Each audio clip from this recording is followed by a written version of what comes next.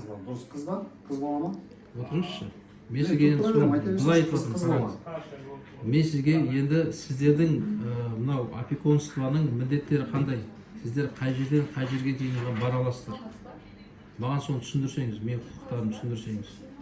Сіздің қазір жұмыс жасап жүрсіз, тек қана сіздер уақытын ғана белгілейсіздер ма? Или тәрбиесіне араласасыздар ма? Или қандай сіздердің құзыреттеріңіздер қандай? Сіздің кәмелетке толмаған балаңыз бар, араңызда. Қазір некеңіз, заң некеңіз бұзылған. Заң некеңіз бұзылған. Заң неке болғанда мұсылмандық неке ғана болған арамызда. Азаматтық неке болған. Азаматтық некеңіз. Қазір бірге тұрмайсыз. Бірге тұрмаймыз. Ол Алматыда тұрады, мен Шымкентте тұрамын. Сіздің мақсатыңыз қандай? Баламен кездесу уақытына беретін болсаңыз, баламен кездесу уақытына бересіз. Бірақ тұрғылықты жері қай жерде? Сіз қазір айтып отырсыз Алматыда. Сіз қазір Шымкент білім басқармасында тұрсыз.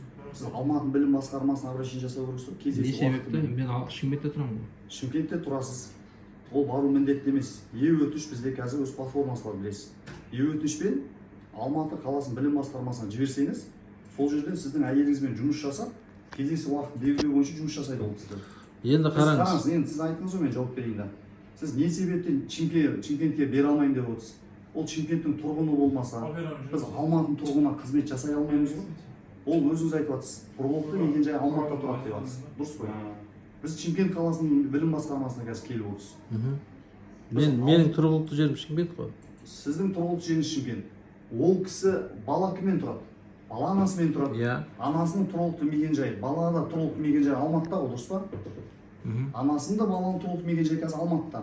Сол себепті сіз Алматы басқармасының білім басқармасына обращение жасау керексіз ба? Егер ол әйеліңізде баланың да тұрғылықты мекен-жайы Шымкентте болса, сіз Шымкент қаласына жасайсыз. Енді мен қараңыз, мен қазір Шымкент қаласына арызды жаздым. Сосын Шымкент қаласындағы сіздер арызды сол неге жібересіздер? Тиісті қалаға жібересіздер. Тиісті қалаға жібересіз дейсіз ба?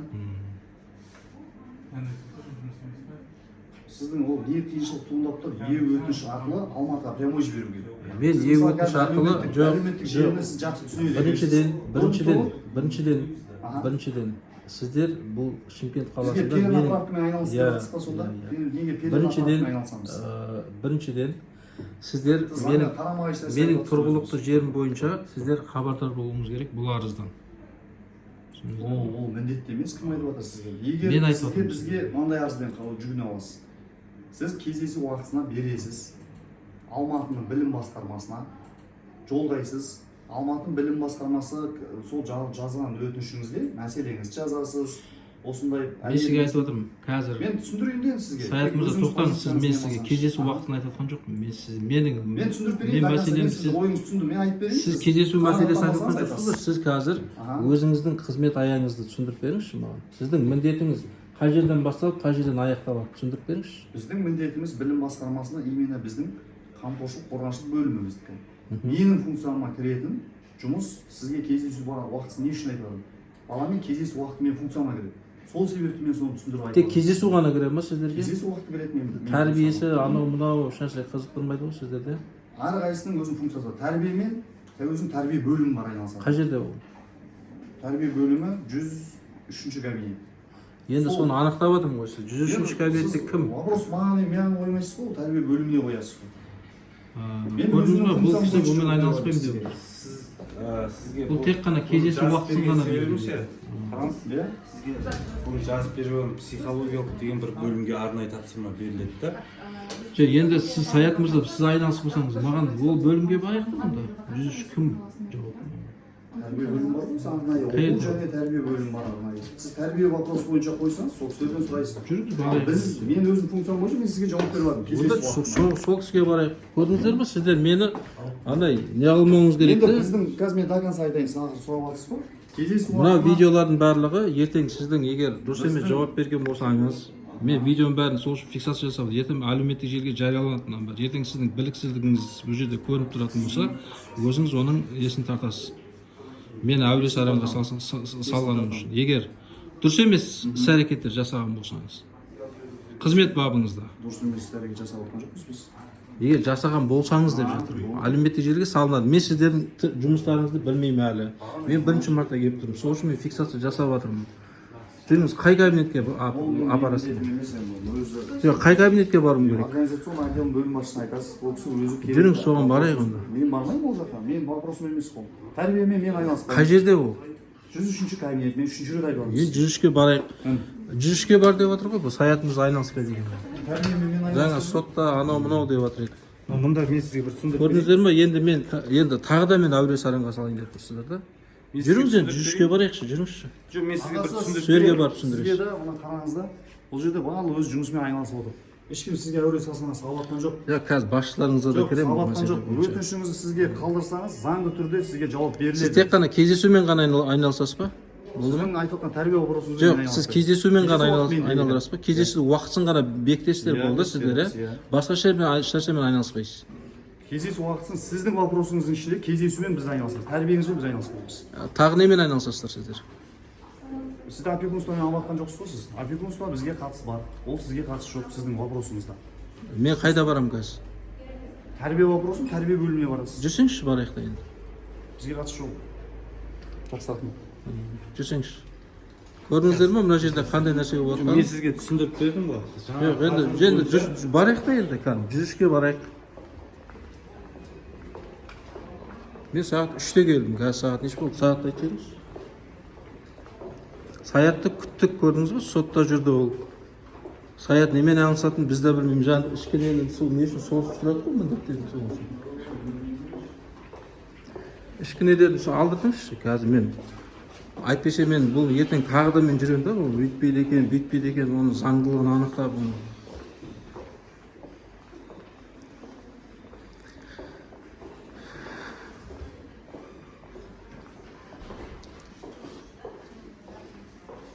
Жүз қайсы?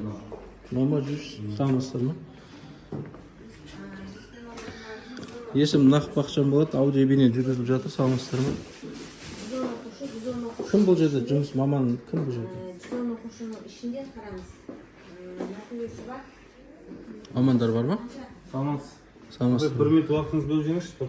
Аудио-бейне жүргізіліп жатыр. Мамандар кім бұл жерде? 103 тәрбие жөнінде деп айтып жатыр жаңа. Кім жауап береді?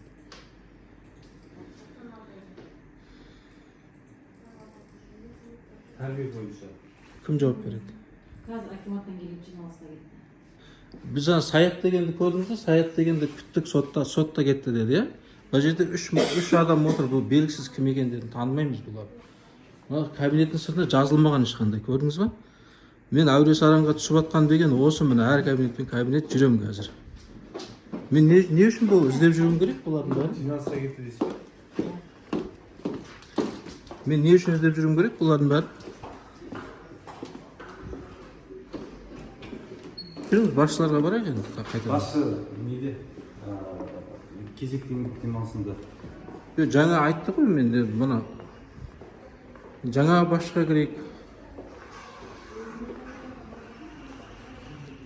Сонда кім бұған жауапты мысалы? Уақытша міндетін атқарушы бар.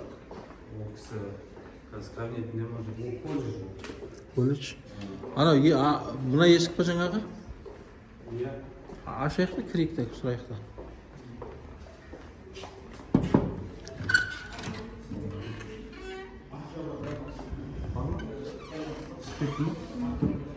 Саламатсыз ба?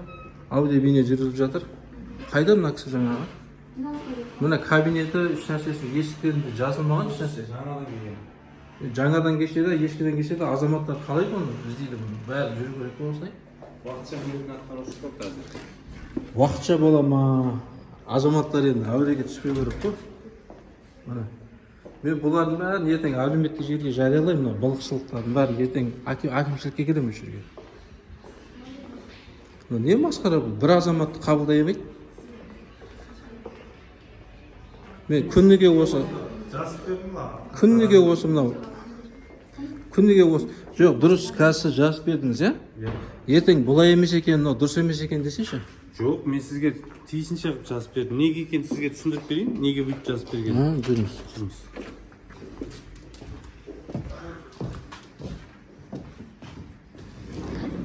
Ал түсіндіре беріңіз. Мына жерде қамқоршылық, қорғаншылық бір бөлім. Бірінші өзіңіз таныстырып жіберіңізші. Есім Қайрат Нұртілеуов болады. білім басқармасының заңгері. Мен сізге қазір жазып бергенім баланың тәрбиесіне, баланың тәрбиесі қатысты заңдылығын анықтау, ол оқу бөліміне жаңағы. Екіншісі қамқоршылық, қорғаншылық бөліміне арналған позиция. Тәрбиелік ол 1 мен 2 методистерге арналған, әдіскерлерге арналған. Әр бұл жерде 3 бөлімге біз направление беріп тұрмыз, білім басқармасына қарасты. Бізге сіз түскен хатыңызды алып та перенаправлениені Алматыға жібереді. Сіз бізге тастадыңыз де, о жаққа тастадыңыз де, разница жоқ. Жақсы, енді қараңыз. Менің айтып отқан уәжімді сіз толық түсіндіңіз ба? Иә. Қалай, не түсіндіңіз? Сіздің өзіңіз жаңағы өзіңіздің азаматтық некеде туылған қызыңыздың құқықтарын қорғау, соған қамқоршылық жасау мақсатында келіп отырсыз. Бұл жерде бұрынғы әйеліме қатысты нәрселерді айттым ғой сізге, иә? Иә, маған айттыңыз. Ол бойынша мен де сізге жаңағы арызыңызды қосып жаздым. Иә, енді ертең мынауыңыз дұрыс емес деп қалса мен тағы да әуре боламын ба, мысалы?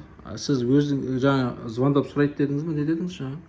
Сізден хабарласып қосымша анықтайды дедіңіз? Иә, қосымша анықтама сұрақтар болса хабарласып сұрайды сіздерден.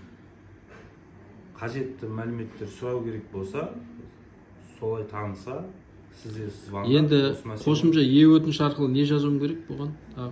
Қосымша е-өтініш арқылы ештеңе жазуым керек жоқ. Сіздің кейге түскен арызыңызды біз е-өтініш базасына тіркейміз. Сол арқылы жібереміз. Қосымша ештеңе жіберудің қажеті жоқ. Ол кісі, жаңағы кісі, ол қамқоршылық, қорғаншылық бөлімінде маман болып жұмыс істейді. Телефонды өшіресіз, а? Жоқ, телефонды өшірмеймін. Бұны айтып отырмын ғой. Мен барлық жерге барам, кейбір біліксіз мамандардың кесірінен қанша уақытын жоғалтып, сөйтіп жүрем да әуре сарсаңға түсіп. Түсінесіздер ма? Түсінемін. Себебі, қараңыз, қазір сағат неше болды? Сағат неше болды қазір? 3-те келгем. 2 сағат жүрдім. Енді 1,5 сағат осы жерде отырып жазып қой жаңағы. Енді жаңа соттағы Саят мырзаны күтеміз дедік. Саят мырзаны күттік, бірақ Саят мырза келеді да, мен тек қана уақытын ғана белгілеп беремін дейді. Көрдіңіз бе, әңгіменің төркіні қаяқта жатыр? Енді мен кабинеттердің ешқайсысында ешнәрсе жазылмаған сырттарында. Қандай маман, өзіңіз де бағана видеода көрдіңіз, мысалы, қандай неде бейджик жоқ, ешнәрсе жоқ, 3 маман отырады, қайсысы кім екенін білмейсің, мені түсірме дейді бәрі. Сіздер түсіндіру жұмыстарын жүргізесіздер ме мамандарға видеофиксация жасауға әрбір азаматтың құқығы бар екенін сіз заңгер ретінде? білемін. Неге ол мамандарға түсіндірмейсіздер? Олар тек қана бір ұрыс керіс болған жағдайда ғана түсіруге болады деп түсініп қалған да. Ешнәрсе болып жатқан жоқ қой дейді. Енді сіз ол азаматтардың ондай үйтіп жауап бергенін олай түсінбеңіз. Ол жерде әртүрлі жағдай болады. Ол кісілер бірден негативно қабылдап жатқан, жаңағы сөйлеспей жатып камераға түсірген сол негативно қабылдап қалған деп ойлаймын. Жоқ, бұл видеокамера құралы ғой. 21-ші ғасырдың құралы. Бізге жиі келетін жаңағы қызмет алушылар бірден айқаймен кіреді, камерамен.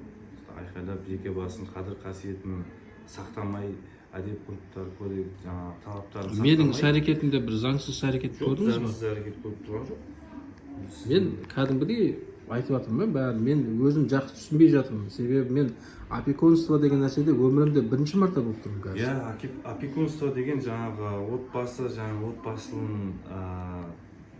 отбасылық неке және отбасы туралы заңда жазылған нәрселер бар. Опекунство деген сол заңға сүйене жұмыс жасайды. Неке және отбасы туралы заңын оқысаңыз, соның ішінде өзіңізге қажетті. Жақсы, енді мынаны мен сіздерге қазір қол қойып тастап кетемін.